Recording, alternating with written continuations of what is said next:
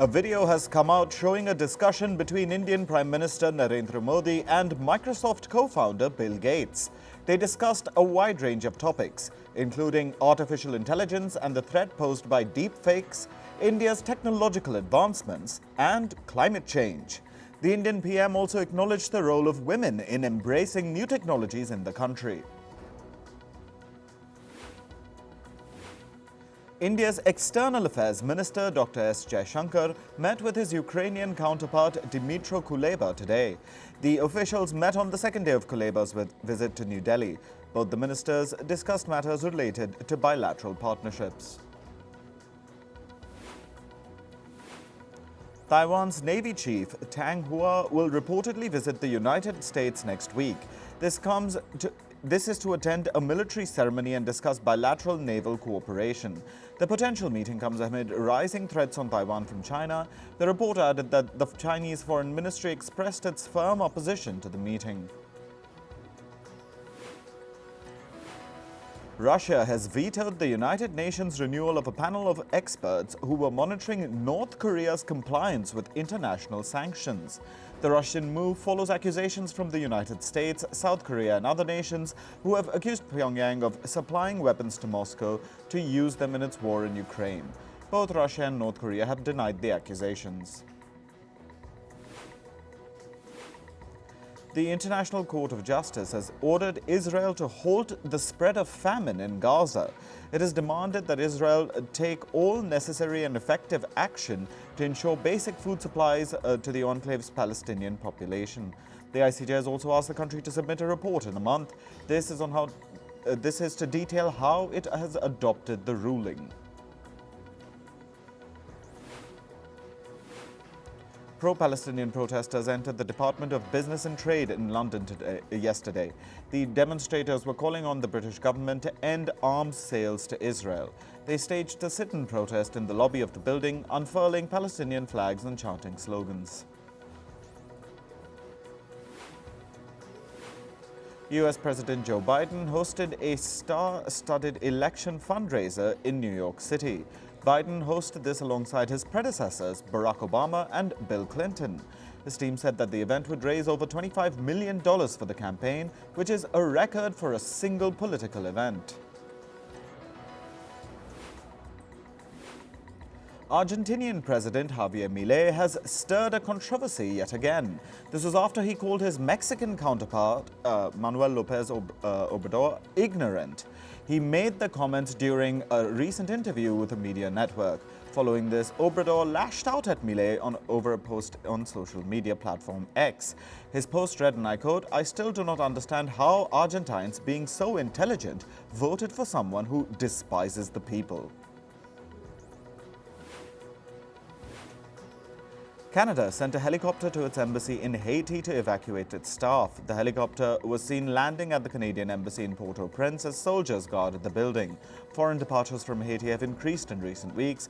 This comes as the future of Haiti has reached a stalemate amid escalating gang violence.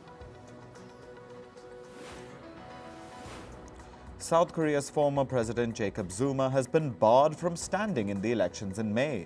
This is according to the country's election commission. South Africa's constitution does not allow an individual convicted for more than a year to hold public office. In July 2021, Zuma was sentenced to 15 months in jail for contempt of court. South Africa is set to go to general elections on May 29th. At least 45 people have died in a bus crash in South Africa. The country's transport department said that the driver lost control and collided with the barriers on a bridge. This caused the bus to jump over the bridge and hit the ground where it caught fire.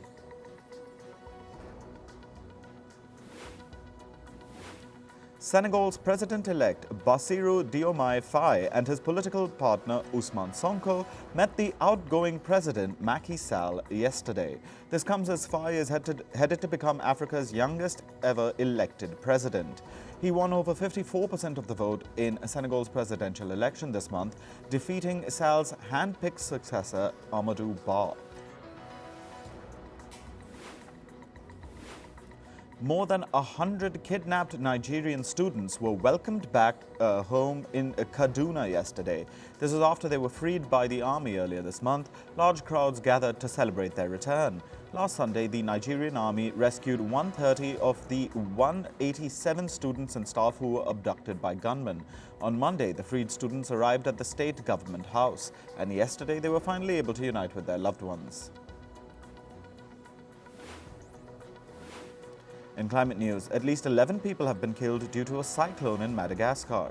Cyclone Gamane made landfall in the East African country yesterday. Hundreds of houses were also destroyed in the disaster.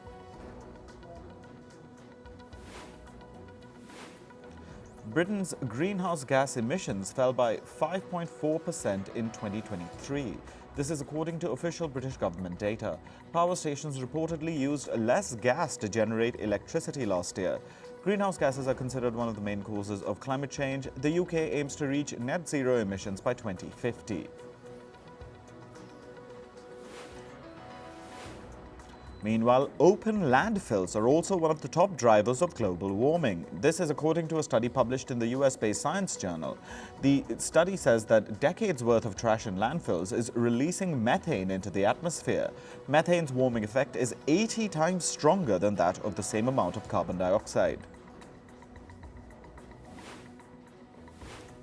A new research study published in the journal Nature has found that global warming is threatening flora and fauna living in 17 mountain ranges around the world.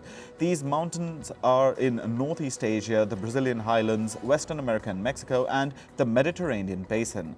The report says that plant and animal species living in these mountain ranges face the threat of extinction. The report calls for setting up monitoring stations in these areas to better understand the extent of the risk. Two of the world's leading humanitarian organizations, the Red Cross and the U.S. Agency for International Development, or USAID, have raised alarms about extreme heat. They say that extreme heat is one of the most dangerous problems arising from climate change. However, it receives less attention than hurricanes and flooding. Red Cross and USAID are calling on governments to help communities around the globe suffering from extreme heat. The warning comes amid reports that 2023 was the hottest year on record. 30 specimens of a nearly extinct plant called the Cotoneaster cambricus has been planted in a secret location in Wales. The replanting was overseen by environmentalists. The Cotoneaster cambricus was once common in Wales but is on the verge of extinction due to overcollection and grazing. But decades of conservation efforts have raised its population. The US government has restored rules that allow them to classify plant and animal species as endangered. This offers the species protection from economic activity in their habitats. These rules were dropped in 2019 by former US President Donald Trump. On to business and tech news. Sam Bankman-Fried, the co-founder of bankrupt cryptocurrency exchange FTX, has been sentenced to 25 years in prison. Bankman-Fried is being convicted for stealing over $8 billion from FTX customers. The crypto exchange collapsed in 2022 due to financial mismanagement and a liquidity shortage, which resulted in the firm's customers losing billions of dollars. Bankman-Fried was also found guilty of illegally using FTX customer deposits for his own expenses. Bankman-Fried plans to appeal this conviction. 4 school boards in Canada have filed a lawsuit against social media firms like Meta, TikTok, and Snapchat. The school boards have alleged that these social media firms have harmed students with their products. They have said that these products are addictive and have changed the way children think, behave, and learn. School boards are demanding over $2.9 billion in damages from these firms. Users of the social media platform X will soon be able to use its premium features for free. That is, if the users have over 2,500 verified followers. This is according to the firm's owner Elon Musk. Musk also said that accounts with over 5,000 verified followers will get free access to Premium Plus features. Last year, X, formerly known as Twitter, rolled out different paid subscription plans. These plans offer users perks like verification checkmarks and extended post length. Meanwhile, Elon Musk's artificial intelligence startup xAI has unveiled the new version of its chatbot Grok. The new AI chatbot is called Grok 1.5. As per the firm, it offers better performance in tasks like coding and math problems. Grok 1.5 will be available for existing users on the social media platform X. The US has said that it will partner with Mexico to explore semiconductor supply chain opportunities in the country. The collaboration will be part of America's CHIPS Act, which was passed in 2022. The law proposes a $500 million fund to develop the semiconductor supply chain with American allies. The new partnership aims to reduce the country's reliance on China and Taiwan for the supply of semiconductor chips.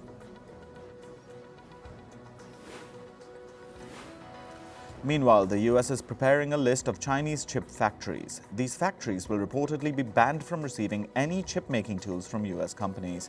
The country has already barred US firms from shipping equipment to Chinese factories that produce advanced chips.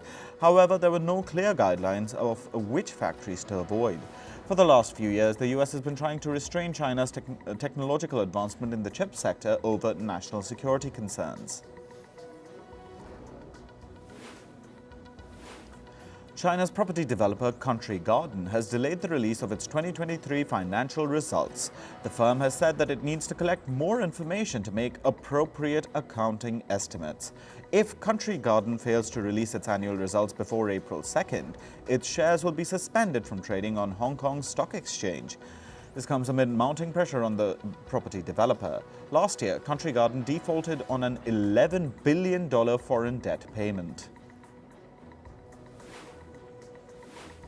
Chinese smartphone maker Xiaomi has launched its first electric car, the SU7.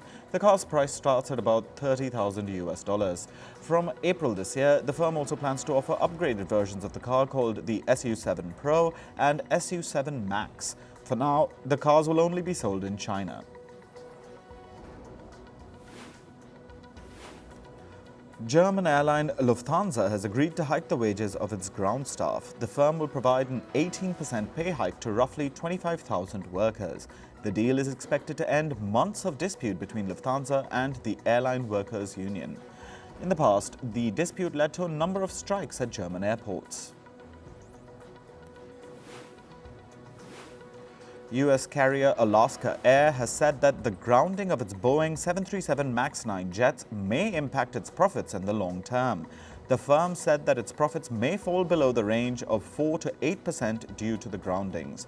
In January, Alaska Airlines temporarily grounded all of its 737 MAX 9 planes. This was after one of the jet's door panels blew out mid-air. Moving to sports, we start with cricket and the IPL. Yesterday, the Rajasthan Royals secured a thrilling 12-run victory over the Delhi Capitals. Rajasthan were batting first and posted 185 for 5 in 20 overs.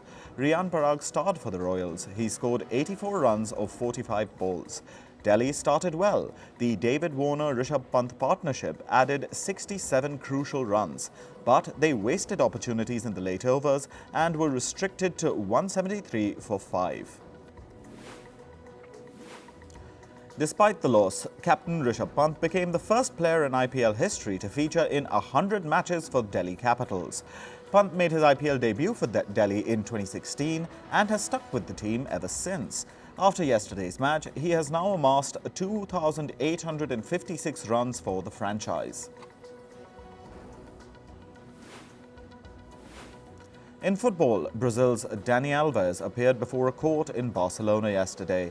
Alves was convicted of raping a woman in Barcelona in 2022, but he was released from jail earlier this week after posting bail worth over $1 million. He is appealing the rape conviction and must regularly appear in court as part of the bail conditions.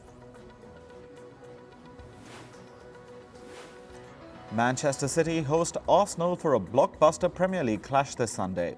Ahead of that crucial contest, City have been dealt a double blow. Defenders Kyle Walker and John Stones have been injured while on duty with England. As a result, both of them missed City's training session yesterday.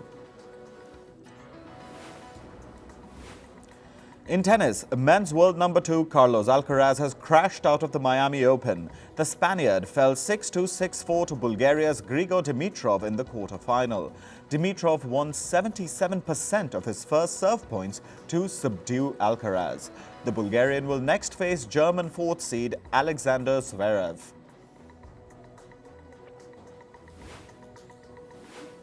Men's world number 4 Elena Rybakina survived a gritty semi-final test at the Miami Open. She defeated Victoria Azarenka 6-4, 0-6, 7-6 yesterday to make it to the finals. Rybakina will next take on unseeded American Danielle Collins in the final on Saturday. Indian tennis star Rohan Bopanna and his Australian partner Matthew Ebden are through to the finals of the men's doubles at the Miami Open. They beat Spain's Marcel Granollers and Argentina's Horacio Zeballos 6-1, 6-4 in the semi-finals. Bopanna had earlier dropped to the second spot in doubles rankings after a loss at the Dubai Championships. This victory will help him reclaim the top rank. In badminton, ace Indian shuttler PV Sindhu is through to the quarterfinals at the Madrid, Spain Masters 2024. She secured a comfortable 21-14, 21-12 win over Huang Yu-sun of Chinese Taipei yesterday. The clash lasted just 36 minutes. Sindhu next faces world number 17 Supanida Katethong of Thailand in the final 8. Indian javelin champion Neeraj Chopra will kick-start his 2024 season in May. He will feature at the Doha Diamond League. It's an annual series of athletic competitions comprising of various disciplines. Chopra last took to the field in the 2023 Asian Games. Poland will be sending troops to France for the upcoming Paris Olympics. Warsaw said it'll join international efforts to protect the Paris Games from any security risks. The task force from Poland will include soldiers and sniffer dogs. France has issued its highest terror alert in light of last week's attack in Moscow. In entertainment news, film director Christopher Nolan is set to receive a knighthood from Britain. The British government said this is to recognize Nolan's contribution to the film industry. Meanwhile, his producer and wife, Emma Thomas, will receive a damehood, which is the female equivalent of a knighthood. The couple worked on last year's blockbuster film, Oppenheimer. The film claimed 7 victories at the recently concluded Oscars ceremony, where Nolan won the Academy Award for Best Director. Meanwhile, Oppenheimer has finally premiered in Japan 8 months after its global release. The film's screening was delayed in Japan as it was released just 2 weeks before the anniversary of the 1945 atomic bombings. The bombings took place in the cities of Hiroshima and Nagasaki during the final days of World War II. Oppenheimer revolves around the American physicist who developed the first atomic bomb. Angelina Jolie and Brad Pitt's daughter, Shiloh, has reportedly expressed a desire to live with her father. This comes amid the ongoing divorce proceedings between the Hollywood star couple. The 17-year-old currently lives with her mother in Los Angeles. However, she is reportedly eyeing to relocate to Pitt's $8 million mansion. American actor Kristen Stewart has revealed details about her engagement ring in a recent interview. She said her fiancé, the screenwriter Dylan Meyer, proposed to her with a vintage-inspired ring. Stewart also talked about her wedding plans. The actor said she'll postpone her wedding till she completes directing her film, The Chronology of Water. The movie is an adaptation of a memoir by American author Lydia Yuknavitch. American actor Arnold Schwarzenegger has provided an update to his fans after undergoing an open-heart surgery. Sharing a photo from the recovery, he thanked his fans for their kind messages. The actor said he'll be ready to film season 2 of his action series Fuba in April. Schwarzenegger underwent his 4th open-heart surgery last week. American singer Camila Cabello has released her single, I Love It. This is the lead song of her upcoming 4th studio album. The 27-year-old also unveiled a music video for her brand new track that features the rapper Playboi Carti. The album marks a new era for Cabello, who has deleted all her social media posts before the album's release. The latest edition of the Universal Superstar Awards were held in Seoul yesterday. The award for the Universal Super soundtrack went to K-pop girl group New Jeans and their song called Ditto. Meanwhile, K-pop boy band BTS's V won the trophy for Universal Super Artist. The boy group 17's song FML was named the Universal Super Music Album. The much-awaited K-drama inspired by the lives of BTS members will release next month. The show, titled Begins Youth, has been in production since 2020. While its filming was wrapped up in 2021, the series has seen multiple delays. The makers of the show have still not announced the show's exact release date. American footballer Travis Kelce recently played air guitar to a song of his rumored girlfriend, Taylor Swift. He lip-synced Swift's single Bad Blood while playing golf. Kelce's video was shared on social media by former basketball player Chandler Parsons, who apparently blasted Swift's song in the background to distract Kelce during the game.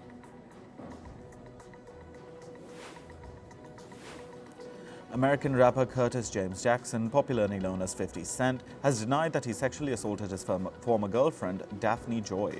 Last week, Joy took to Instagram to accuse 50 Cent of rape and physical abuse. However, 50 Cent said she leveled the allegations because he was seeking sole custody of their son. The pair dated in 2011 before welcoming their son in 2012. However, they broke up shortly after and Joy got custody over their son.